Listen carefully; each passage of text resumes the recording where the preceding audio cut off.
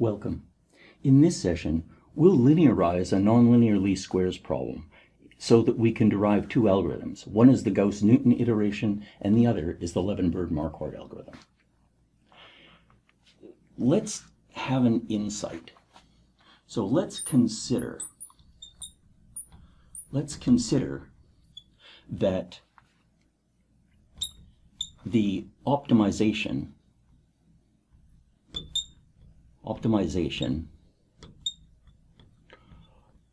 for this W star, so we're looking for a minimizer of the objective.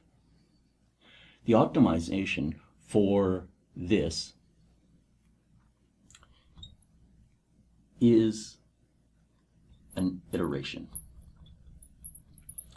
And one of the many useful results of numerical analysis is that when we have an iteration, we can sometimes use an approximation inside the iteration. So we can try an approximation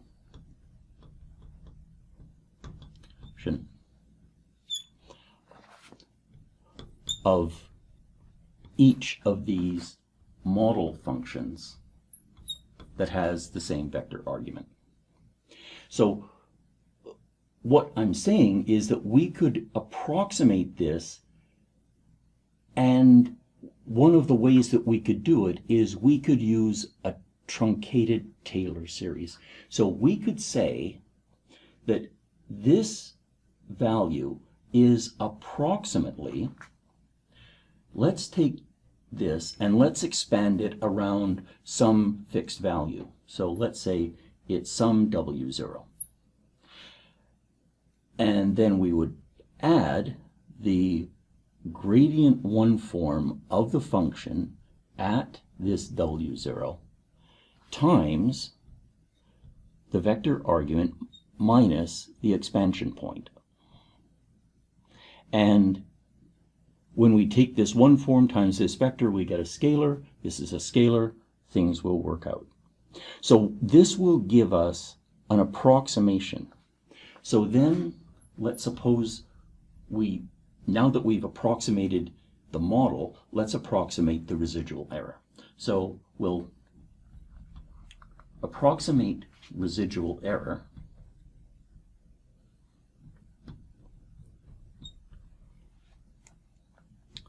as we'll say that let's call this Q sub I that has the vector argument, and let's define this as being this model value minus the reading.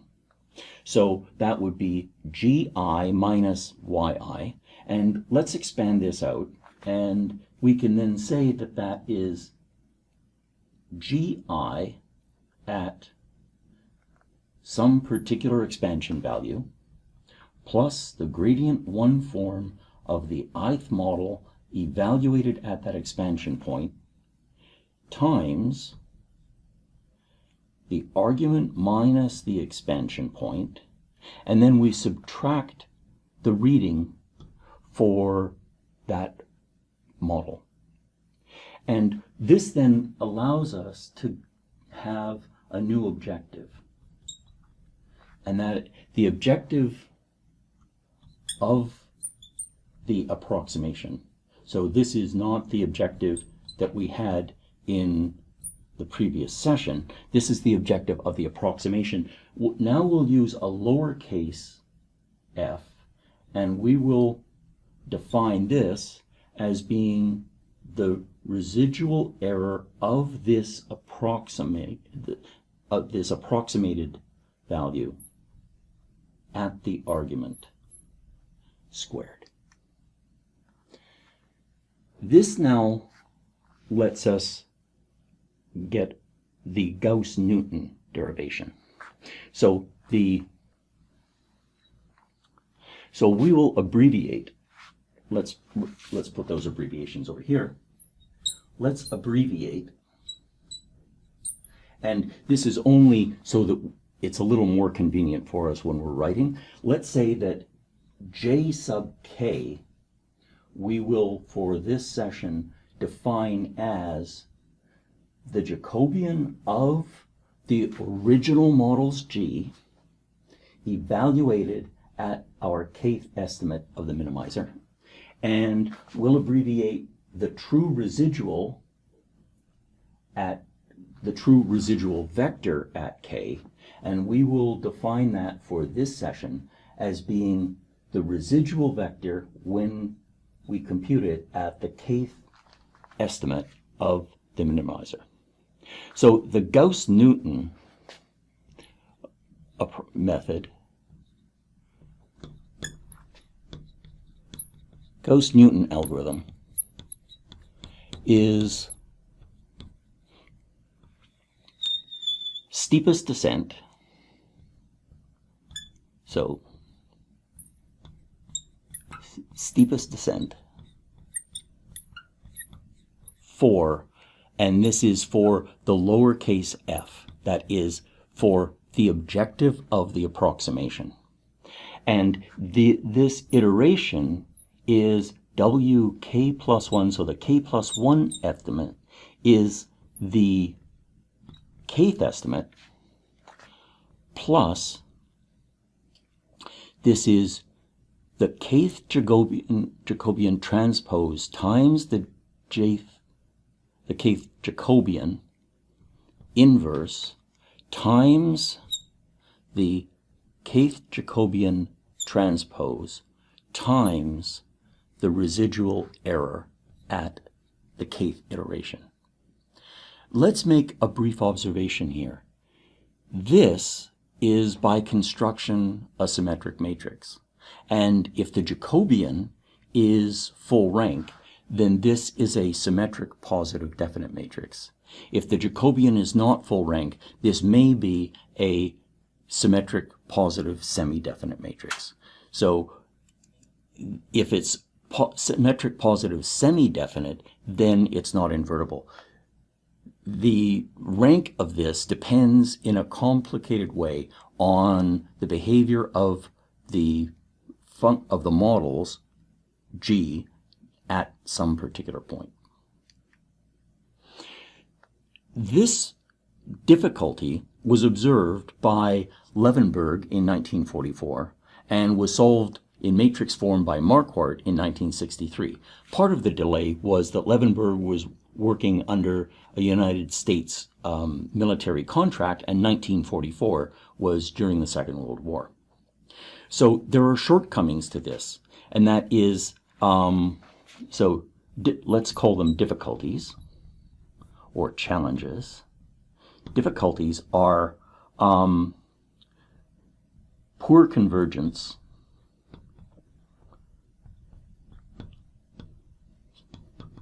for W1, let's call it far from the actual minimizer. And we saw previously what can happen if we're a little too far away. And as we just observed, we can have a rank deficient Jacobian.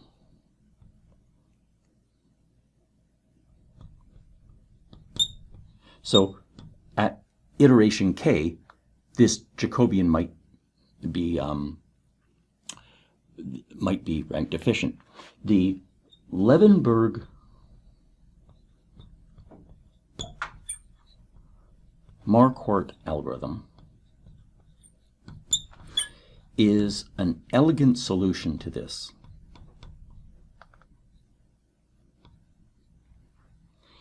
And the solution is, we'll damp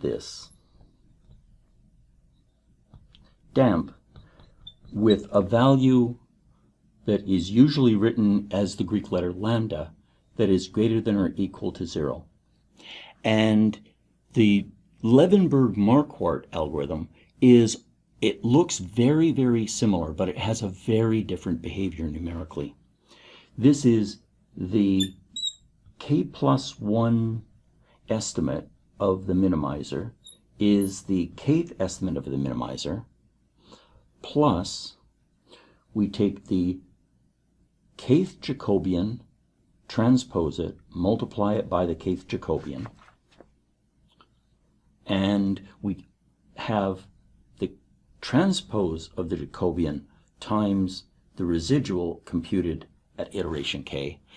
That is to say, almost all of the Gauss-Newton algorithm is part of the Levenberg-Marquardt algorithm. And what they do is they add a value of lambda times the identity matrix. And when they do that, if you drive lambda up to infinity, this is dominated by just a steepest descent, a steepest descent with a step size. If lambda is 0, this is the Gauss-Newton iteration. And so what we can do is we could, for example, use a very large amount of lambda, get to a local estimate, and then drop that lambda until we get down to a closer estimate of the true minimizer.